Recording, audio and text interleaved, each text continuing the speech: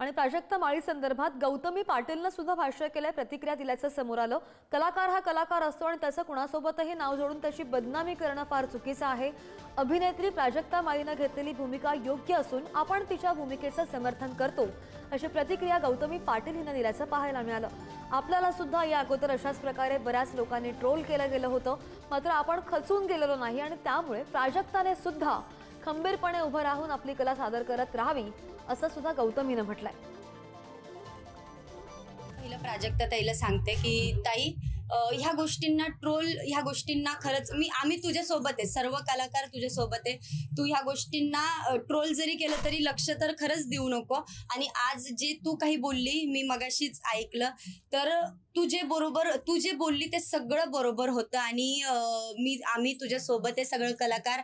आणि एक कलाकार आहे तर प्लीज मला एक म्हणायचंय की कलाकाराला कलाकाराच्या जागेवर राहू द्या। त्याला कुठल्याही नेत्यासोबतच नाही म्हणत मी, कोणाही सोबत प्लीज त्याचं नाव जोडू नका, कारण की कलाकाराचं दुःख हे कलाकारालाच माहिती असतं।